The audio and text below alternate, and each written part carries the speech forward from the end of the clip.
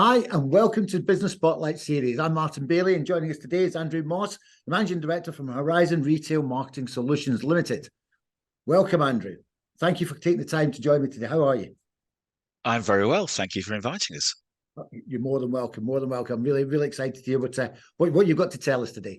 So why don't we start this whole thing off? Why don't you just tell me a bit about who you are and what you do? So the secret's in the name. So we're a retail marketing solutions business. So we've got two types of customers. We work with retailers and we work with brands. And ultimately, we try and help them sell more products. We're pretty old-fashioned. We work in bricks and mortar stores, but contrary to what people believe, more than 80% of every purchase is still made in store.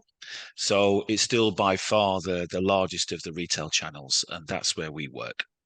No, fantastic. But it's interesting because a lot of people won't know that stat. 80% of the budget's still in a retail store. Why do you think that is? Why do you think people are still going into stores? Well, I think COVID proved that we all like to feel and touch stuff. We were all deprived of that for a good period of time, and we all bought an awful lot of crap whilst the lockdown was enforced. Whether it's pairs of trainers or sunglasses or whatever, and we get them home, we get them in the post, and they don't fit. They look awful. They're not what we'd kind of envisaged.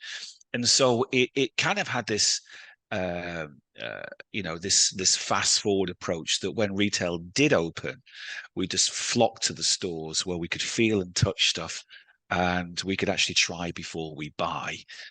Which sounds awfully quaint, but lockdown proved that we absolutely needed that for us to function as human beings. Yeah, we had to get our cabin fever. Cabin fever set in, and we had to go in there. Indulge, didn't we? Indulge in things that we've been so used to doing.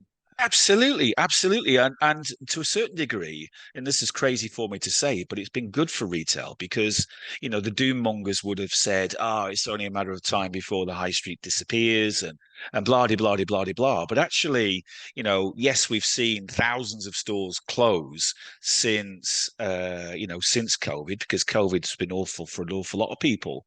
But it's kind of sorted out the wheat from the chaff, and we've now got a relatively strong, retail infrastructure left that is becoming more and more future proof. We're seeing every day, retailers like Wilkinson's fall, and that's a real shame. But external factors are affecting us all, and it's not really a matter of whether retail is any less relevant. It's a matter of whether a business even with a convincing, set of relevant details, can withstand the massive increases in costs that every business is seeing right now. No, absolutely. And how long have you guys been in business then?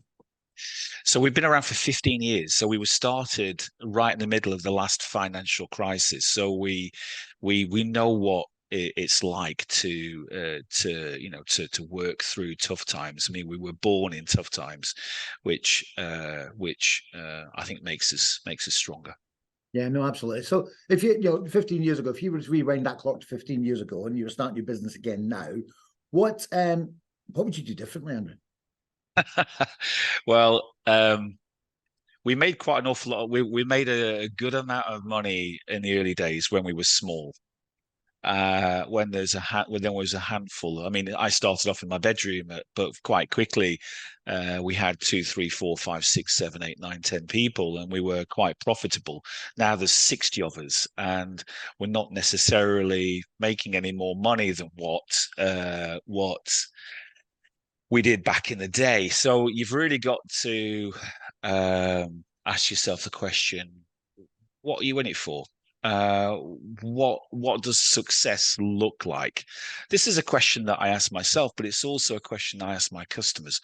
What does success look like? Because when we get given a brief by our clients, we don't often get told what they really want to achieve. At what stage do they celebrate and open the champagne bottles? So what would I do differently? Nothing. You do nothing differently. Okay, that's interesting. Nothing differently. Nothing. So, I mean, then you're right. It's very clear that whenever you start your journey, it's very clear that you start with what the end looks like in mind before you start, and you don't let the end come about as you're on your journey. Well, I think when you start the journey, look like you look at what the end of the week looks like. You don't look what you don't look 10 years ahead. You don't look 10 years ahead. I mean, I No, a lot of started people my don't. business No. when I was just about to hit 40, and I basically started it because I was sick of putting up with other people's bullshit. And I've always kind of said my mantra is that you're either part of the solution or you're part of the problem. And I found that with my previous business, I was becoming a business that I worked for 10 years. I felt like I was becoming part of the problem. So for my health and for those around me, I got the hell out of there. And I started a future that I could control. But you're living month to month, nothing more, nothing less. You're trying to get enough income to pay the wages, and when you start to get overhead with officers and staff, every month is a victory. You do not look at what year 2 looks like, or year 5, or year 10.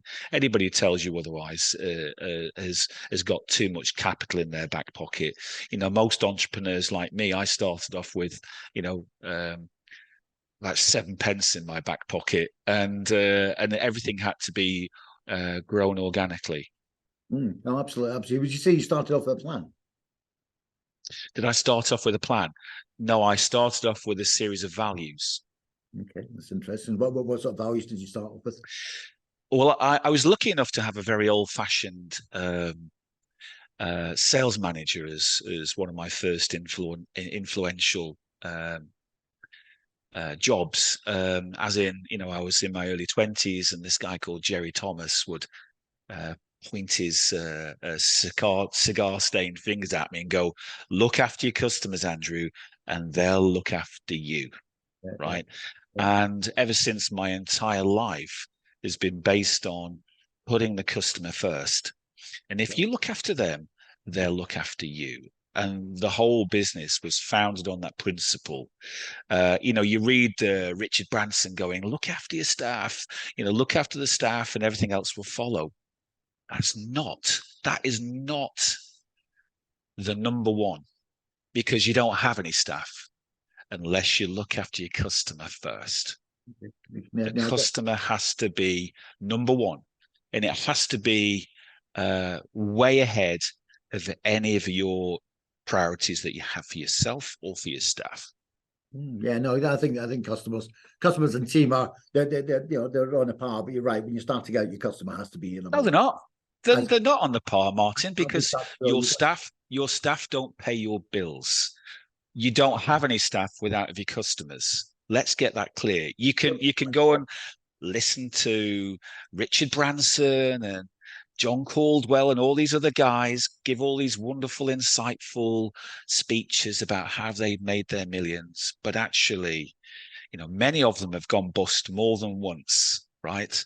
And it's always, oh, it's great to go bust. You learn from it. It's great not to go bust, to be honest with you, Martin. And guess what? absolutely right. And I think I haven't gone bust. And so let's be clear to whoever watches this. I take your point. I We take your set point off on with board. a set of values, and we've done well by them.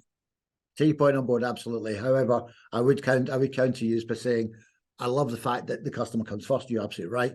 However, without the right team who service your customer, you won't have many customers for very long. So your team do play quite an important part in that journey. Of course they do. Of course they do. I'm not denying that. But But it's not about there's a clear winner. customers ultimately, but it's the team that will keep the customer happy by having the right team.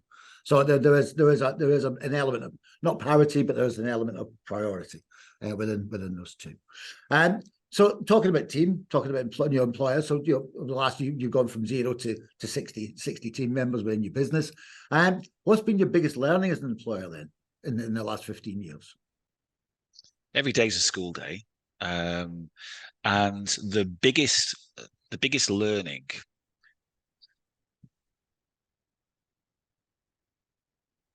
I can't actually answer that question, because you tend to Yeah, I can't actually answer that question.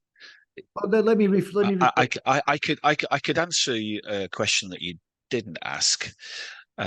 What's my biggest obstacle? well, I was going to say that. I was going to reframe it to what's your biggest challenge or your biggest frustration around. Well, I think the biggest obstacle's been from taking a small business uh, to that of a medium-sized business. So we've been trying to scale the business. We've been trying to take this small business that can survive by running around and doing stuff in unique ways that's very fundamental to that of a smaller micro business. How can you scale that? How can you scale that and go from being a small business to a big business? And we kind of asked that question of ourselves about 4 or 5 years ago. And we launched into that journey about 3 years ago. And the biggest obstacle is the distance between this cliff face and this cliff face. And the distance between these two landmasses is enormous.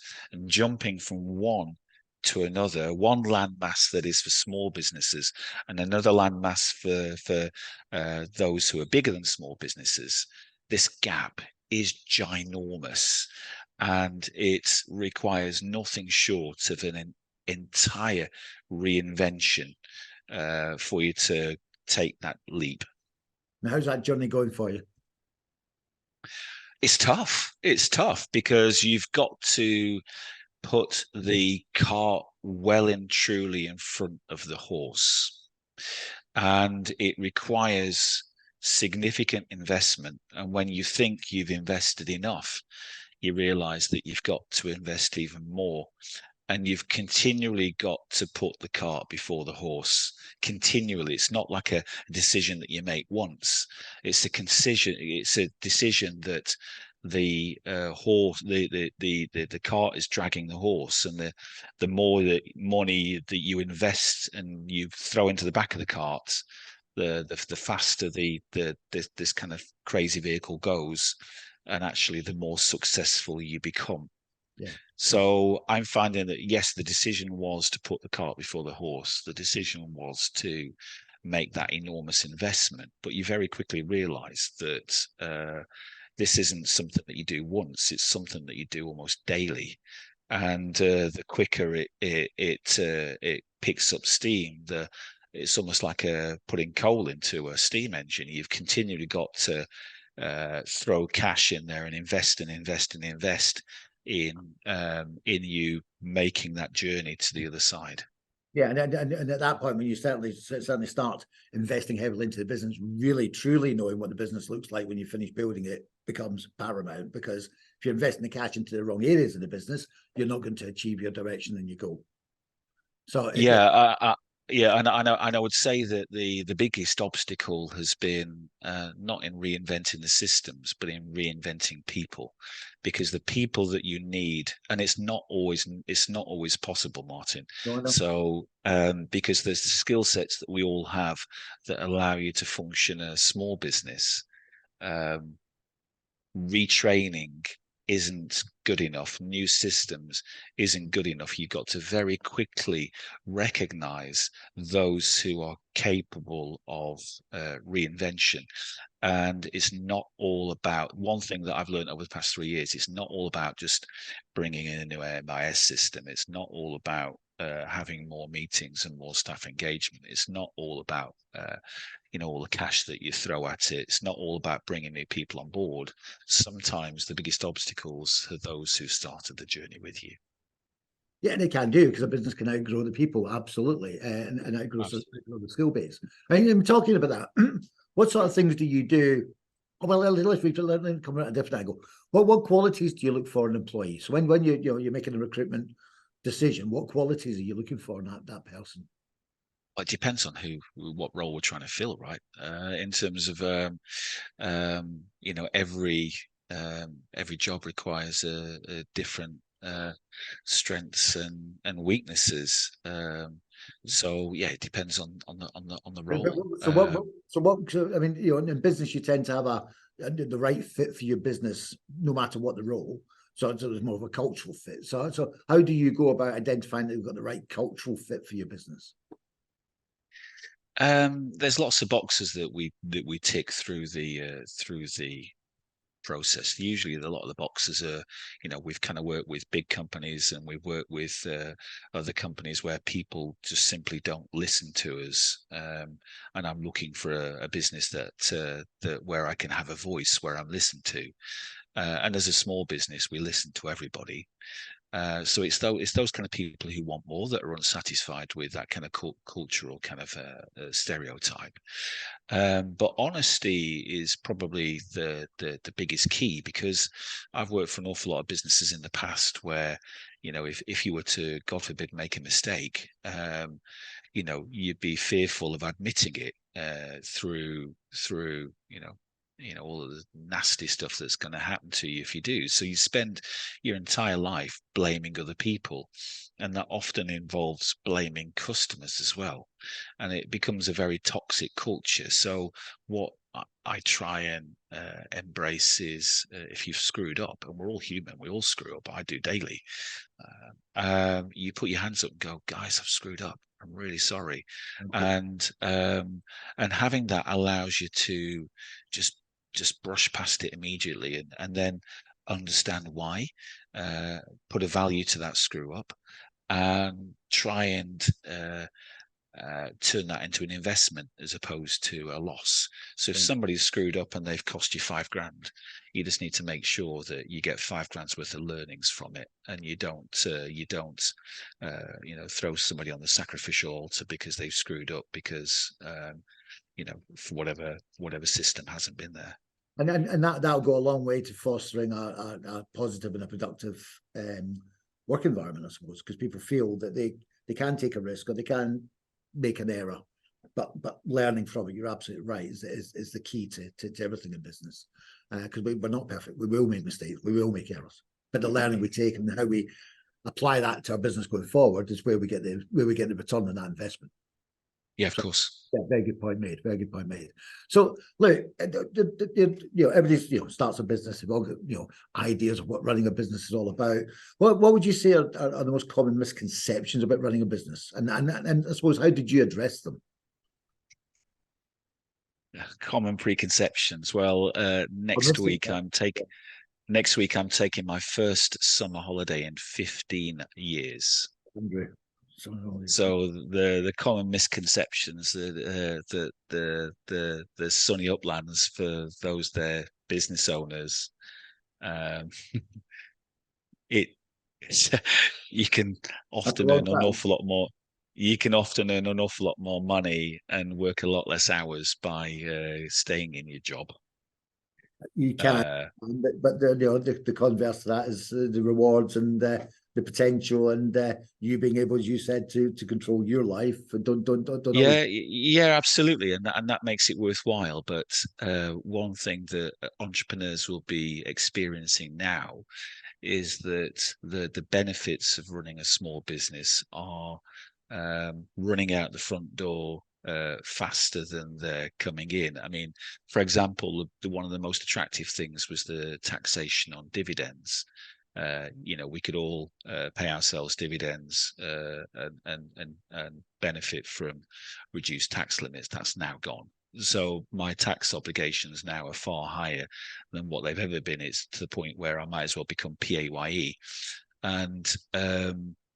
And that puts you in a very, very strange situation, because we're in a phase where we're far too big to be a small company, but we're far too small to become a big company. And so every pound that I pay myself, I ultimately pay in tax. And ultimately, if we've made the money, then we're also paying corporation tax. And if I'm taking more money out to pay myself to give me the same amount of take home that I would have had 3 or 4 years ago, there's not enough cash left in the business to actually fund growth. So we're in a very, very tough place in terms of the benefits of being an entrepreneur are far less than they've ever been. Yes, we get to control our lives, but if ultimately you barely see your family and you barely see your wife, I'm kind of struggling to understand.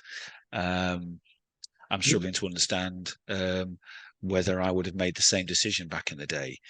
So what am I doing now? Well, I'm trying to actually migrate to becoming a much bigger business so we can generate more profit, so I can reward my family with an increased income. But right now, with the level of turnover, the level of overhead, and the amount of additional money that we've got to keep on throwing into the cart before the horse, it's very difficult to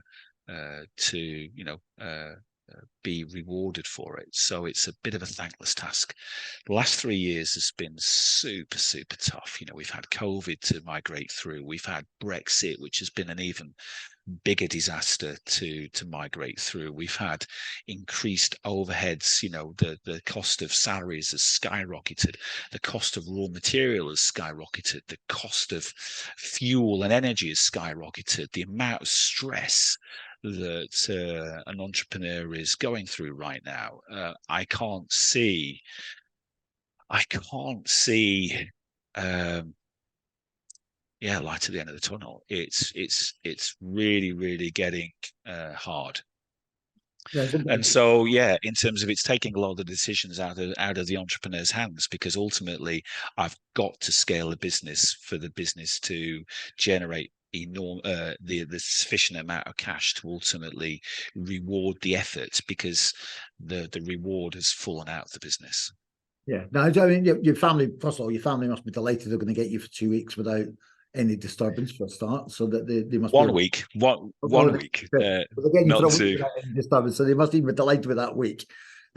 Secondly, it's interesting. Yeah, business has been tough for the last 2-3 years. I think everybody knows that, and there's still pressures around us.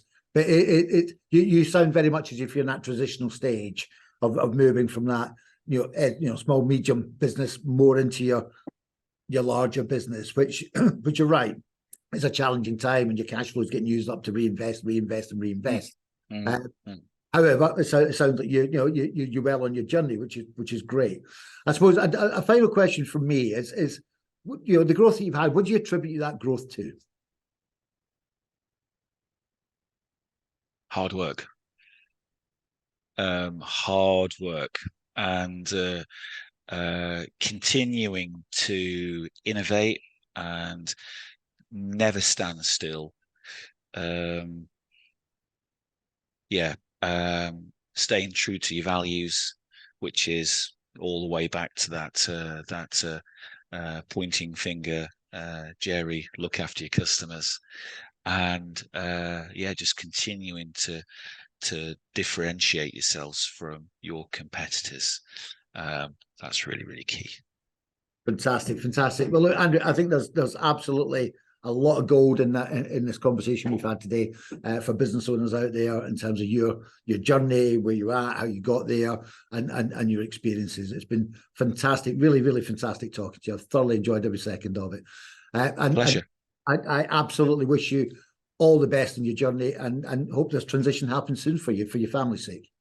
So you can get 2 weeks next year. Thank you. Excellent. Thanks, Martin. Thank you very much, and I look forward to speaking to you again soon.